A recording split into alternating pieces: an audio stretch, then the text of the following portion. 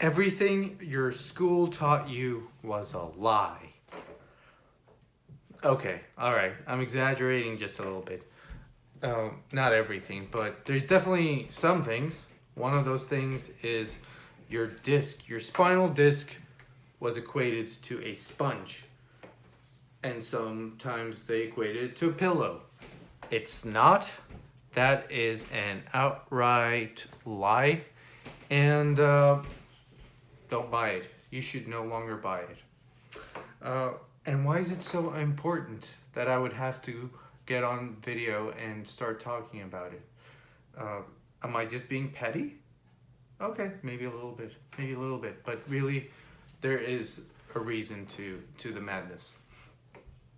See, unlike what you were taught, the the disc is actually not as much of a pillow or a sponge, but biomechanically speaking, it is more of a marble. So I don't know if the camera is going to zoom into this. If it will, then you're lucky. If it's not, then not so lucky. But if you could look into the center here, it is more of a marble. What that is really, it's a high pressure fluid filled sac.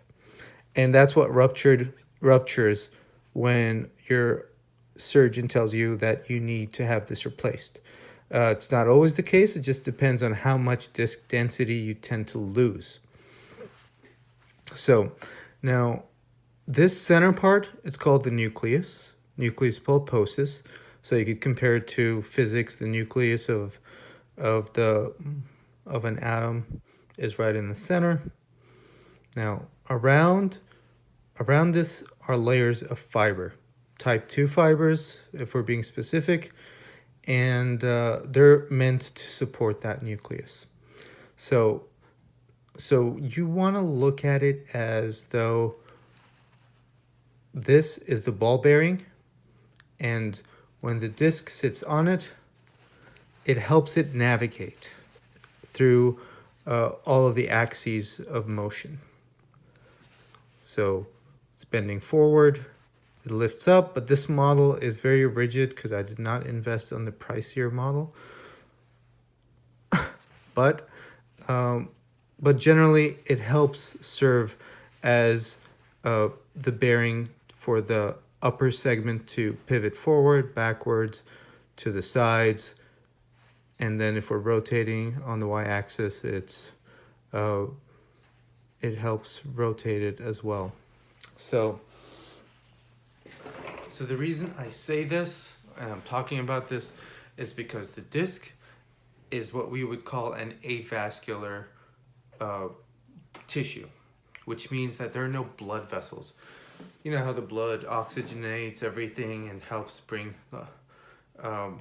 and we talked in the last video about the lymphatic system. So this doesn't have any vessels going through it to help through any of this. What it has at most is just the outer 1/3. So I want you to imagine the outer 1/3 here, and there are some blood vessels here. But how do we get to the rest of this?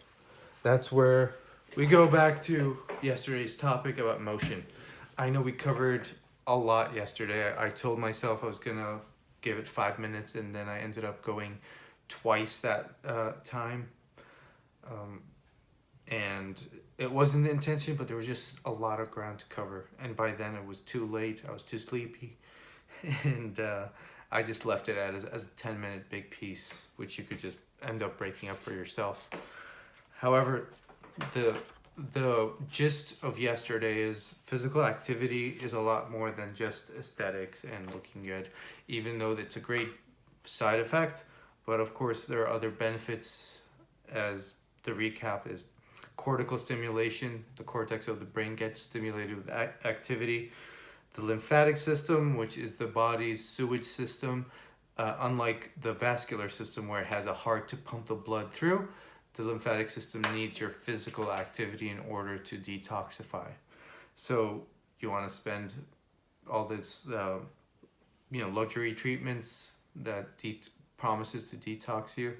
If you're active, you get a lot more, and you save money. And of course, exercise does help the cardiovascular system. On top of that, helps with the hormones. You get the endorphin rush, the runner's high. It builds up the bone density, as we talked yesterday. The impact on the bone helps stimulate the osteophytic buildup, which is the bone cells. And of course, there's strength as well. But there's also feeding your disc. See, since there is no blood vessels in the area, you want to be able to be active because the activity starts to serve as a natural pump. So as let's suppose you're running. Now, when you're running, and I'm trying just to figure this out, I feel like a tad bit dyslexic here. But when you're running, there is an impact that goes up and down into the disc, and that's going through the y-axis. And what that does, along with other motions, even bending to the side, but again, this is not a very flexible model, bending forward, rotating, all these movements end up stimulating the cartilage fibers within the disc. And that pressure also helps push the water out, the water that has basically the toxins, what the body needs to eliminate, and it brings in fresh water, fresh nutrients into the system. So you could think of it like an aquarium. I think of an aquarium whenever I'm thinking of the disc, because if you could imagine, any of you who've ever owned a goldfish or had an aquarium of some sorts, or had just visited someone who didn't take care of their aquarium, eventually that water, it stagnates if you don't change it, or if you don't have a filtration system, and then it starts to get green and cakey on the side. And if there is fish within the tank, then they die, and it becomes one big tragedy, especially if there are kids in the household. But that is, to me, very analogous to the disc, because you have water encased within this system, and without the motion, you don't have a filtration system. Without a filtration system, things start to stagnate, things start to rot. And really, that is one of the biggest contributors to what we would call desiccation, where the water is pretty much, the disc gets dried up like a husk, and eventually it fuses with the one below it. The vertebra fuses with the one below it. So what you need, there's your second reason, wow, this is going to be your seventh reason. We are full of reasons as to why you need to be active. So again, you're maintaining your disc and its nature and its ability to serve you, because once that's gone, it becomes a living hell. First of all, you have to spend on your surgeries. If you're in countries where you're covered, still, the success rates are not as high as you would like. Not yet, at least. Maybe technology will pick up and things would improve. Of course, there are different methods of helping with these surgical methods, and they do get advanced as time progresses. So probably a few years from now, I'll be looking at this video and laughing at what I said. But you always want to try to take the lifestyle route first, and I think that's what I'm going to be targeting, people who want to take a lifestyle proactive decision rather than being reactive and waiting till things to fall apart, because then you become more of a surgical candidate. And I mean, it has its place, but I always prioritize a conservative approach. So hopefully this helped.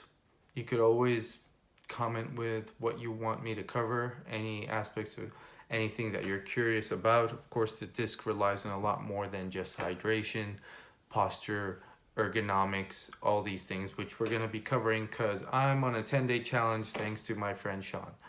So